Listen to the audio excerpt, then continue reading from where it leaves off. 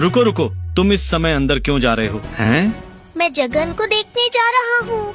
नहीं नहीं, अभी के लिए मणिमा के साथ तुम्हारी मुलाकात हो पाना मुश्किल बात है। इसका कारण है कि उन्हें बुखार हो गया है। वे अभी अनसर घर में विश्राम कर रहे हैं। क्या मैं सच में अभी जगन से नहीं मिल पाऊंगा? नहीं, इस समय पर नहीं मिल पाओगे।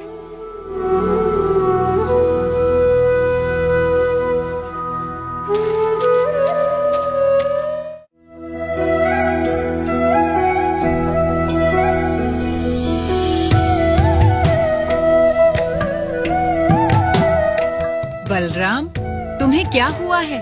पढ़ाई में मन नहीं लगा रहे हो? ऐसे चुपचाप और उदास होकर क्यों बैठे हो? गुरु माँ, मेरे दोस्त को बुखार चढ़ा है। उसके बारे में सोचकर मुझे बिल्कुल अच्छा नहीं लग रहा। इसमें दुखी होने की क्या बात है? अगर तुम्हारा दोस्त बीमार है तो वैद्य के पास से दवा लाकर उसे दे देना और उसकी अच्छे से सेवा करना। देखना वह ठीक हो जाएगा। जगन की माँ उसके पास नहीं है, फिर उसकी देखभाल कौन कर रहा होगा?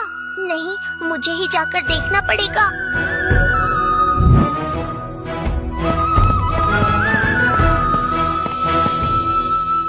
जगन, ओ जगन, दोस्त मेरी बात सुन पा रहे हो ना? तेरी तबीयत खराब है सुनकर मुझे बिल्कुल अच्छा नहीं लगा। तुम थोड़ा बाहर आओ ना, मैं तुम्हें जरा देख लेता हूँ।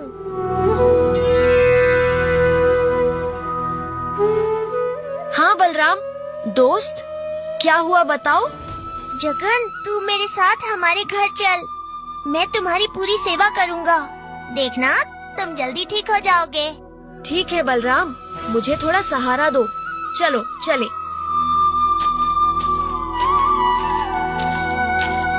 जगन, जब तक तुम ठीक नहीं हो जाते तुम आज से हमारे घर रहोगे।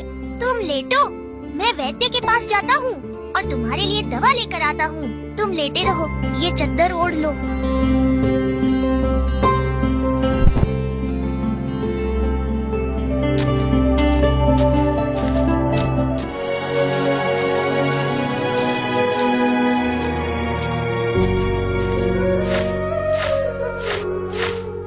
वैद्य महाराज प्रणाम, मैं दवा लेने आया हूँ।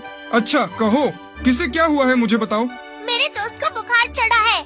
उसका शरीर बहुत तप रहा है। उसके लिए कुछ दवा दीजिए। अच्छा, उसकी उम्र कितनी है? उम्र कितनी है मैं नहीं जानता, पर वो मेरे जैसा ही है और उसमें बहुत ताकत है। अच्छा ठीक है, ये लो उसकी दवाई। रोगी को दिन में 2 बार दवाई खिला देना, समझे? वह ठीक हो जाएगा। जा बेटा। जगन, ये देख, तुम्हारे लिए मैं दवा लाया हूँ। वैद्य ने कहा है तुम दवा लोगे तो ठीक हो जाओगे। आ करो, मैं तुम्हें दवा खिला देता हूँ।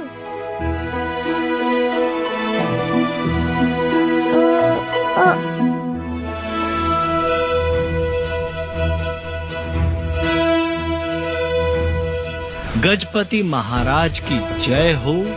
महाराज, मैं एक बहुत ही अशुभ समाचार लेकर आया हूँ। अभी अनसर घर में मणिमा विश्राम नहीं कर रहे। अरे यह तो बहुत ही चिंताजनक बात है। आखिर मणिमा कहाँ गए होंगे? सेनापति पटुकनाथ, मणिमा कहाँ गए होंगे? इसका शीघ्र पता लगाओ। जैसी आज्ञा महाराज। हे महाबाहु, क्या इस साधारण सेवक से कोई गलती हो गई जो आप बिना बताए मंदिर से चले गए? अगर कोई भूल हुई हो तो कृपा करके हमें क्षमा कर दीजिए प्रभु। बड़े मंदिर में वापस लौट आइए, नहीं तो हम अनाथ हो जाएंगे प्रभु। जगन दोस्त, अब तुझे कैसा लग रहा है? थोड़ा अच्छा लग रहा है ना? हाँ बलराम, पहले से तो थोड़ा अच्छा लग रहा है। तुम बिल्कुल चिंता मत करो, तुम पूरी तरह ठीक हो जाओगे।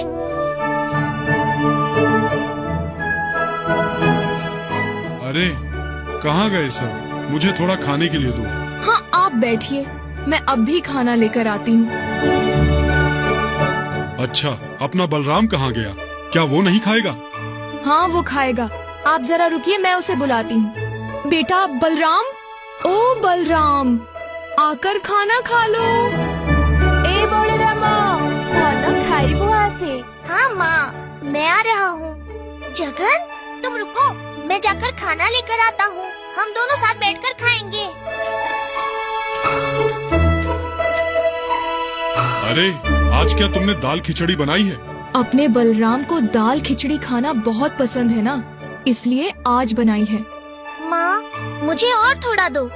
अरे तुम पहले इतना तो खा लो ना, उसके बाद मैं और दे दूंगी। नहीं, मुझे अभी दे दो। ठीक है, लो अब खाओ। माँ, मैं ठाकुर घर में बैठकर खाऊंगा।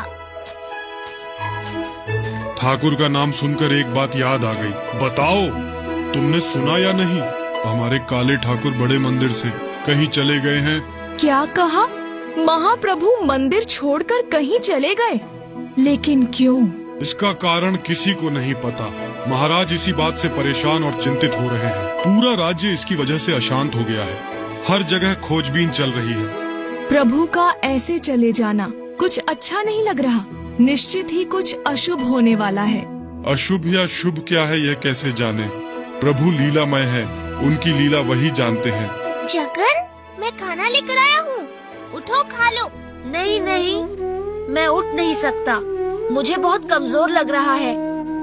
ठीक है, वैसे ही लेटे रहो, मैं तुम्हें खिलाऊंगा।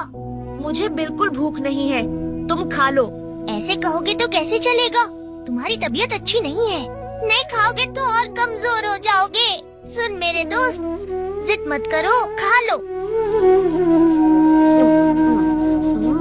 बलराम, अब तुम भी खा लो। हाँ, मैं बाद में खाऊंगा, पहले तुम पेट भरकर खा लो। महाराज गजपति की जय हो। सेनापति बटुकनाथ, क्या आपको मणिमा की कोई खबर मिली? क्षमा कीजिए महाराज, हमने हर जगह बहुत खोजबीन की, लेकिन वे कहाँ हैं यह पता नहीं चल पाया। उन्हें जाकर आज 2 दिन हो गए, फिर भी मणिमा ने किसी को अब तक कोई संकेत भी नहीं दिया। मुझे बड़ी चिंता लग रही है। मनुआ ठाकुर के मन में क्या चल रहा होगा, यह कौन जान सकता है।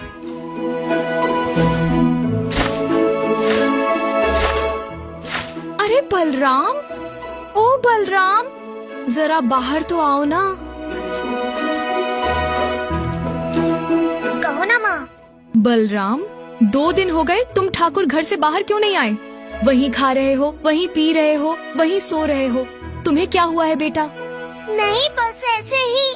बलराम, तुम जानते हो या नहीं, प्रभु जगन्नाथ 2 दिन हुए बड़े मंदिर को छोड़कर कहीं चले गए हैं। हाँ, जानता हूँ, लेकिन वे कहीं और नहीं गए, वे हमारे घर में ही हैं। बलराम, ठाकुर के नाम पर ऐसा झूठ मत बोलो, ये मजाक मत करो।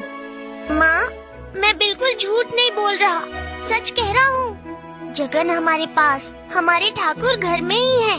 अरे जरा सुनो तो सही, सुनो तो बलराम क्या कह रहा है। क्या कह रहा है? बलराम कह रहा है प्रभु जगन्नाथ यहीं पर हमारे ठाकुर घर में हैं। हाँ है।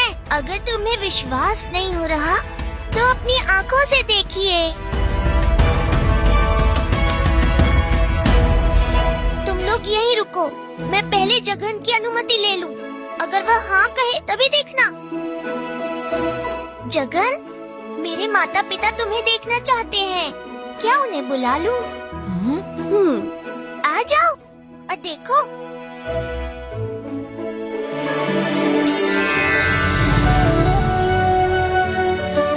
हे प्रभु काला ठाकुर, क्या सचमुच आप आ गए? हम धन्य हो गए प्रभु, हम सच में धन्य हो गए। लेकिन हमें महाराज गजपति को बताना पड़ेगा, नहीं तो वे हमें दंड दे सकते हैं। हाँ हाँ, ये बात तुरंत महाराज को बतानी पड़ेगी।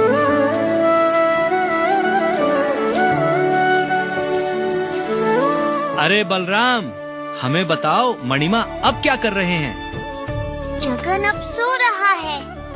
महाराज, आप स्वयं इस छोटी सी कुटिया में आ गए। सोमनाथ, जिस घर में स्वयं जगत के नाथ जगन्नाथ विराजमान हैं, वह बड़े मंदिर से कम नहीं है। महाराज, मुझे क्षमा कर दीजिए, जगन को बुखार चढ़ा था इसलिए। रुको बलराम, तुम्हें कुछ कहने की जरूरत नहीं है। मैं सब बातें पहले ही सुन चुका हूँ। धन्य हो तुम बलराम, धन्य है तुम्हारी भक्ति। तुम्हारी भक्ति से तुम स्वयं जगन्नाथ को अपने घर ला सके। अब इससे बड़ी बात और क्या हो सकती है, बताओ। तुम महान हो बलराम, तुम महान हो। महान मैं नहीं हूँ महाराज, महान तो मेरे जगन्नाथ हैं। उनकी इच्छा न होती तो कोई उनका भक्त भी नहीं बन पाता। इसलिए जगन्नाथ की जय हो। भक्तों पर उनकी कृपा यूं ही बनी रहे। भगवान जगन्नाथ जी की जय हो। प्रभु, मेरे मन में कब से एक प्रश्न उठ रहा है। कमलिनी, पूछ लो, क्या पूछना चाहती हो पूछ लो। प्रभु, अंसर घर में आपकी सेवा करने के लिए इतने सारे सेवक हैं। क्या उनकी सेवा पूजा में ऐसी कोई कमी रह गई थी प्रभु कि आप मंदिर छोड़कर बलराम की कुटिया में चले गए? कोई कमी नहीं थी। मेरे सखा बलराम के घर में रहकर उसकी सेवा पाने की बड़ी इच्छा हुई। साथ ही सखा बलराम भी मन ही मन मेरी सेवा करने की कामना बहुत दिनों से कर रहा था। इसीलिए मैं उसके घर चला गया। धन्य हो आप प्रभु अंतर्यामी, धन्य हो आप प्रभु भावग्राही। भक्त मुंह खोलकर कह भी न सके, तब भी उनके भाव समझकर तुम उनकी मन की बात जान लेते हो। प्रभु, युगों युगों तक भक्तों और आपकी लीला यूं ही चलती रहे।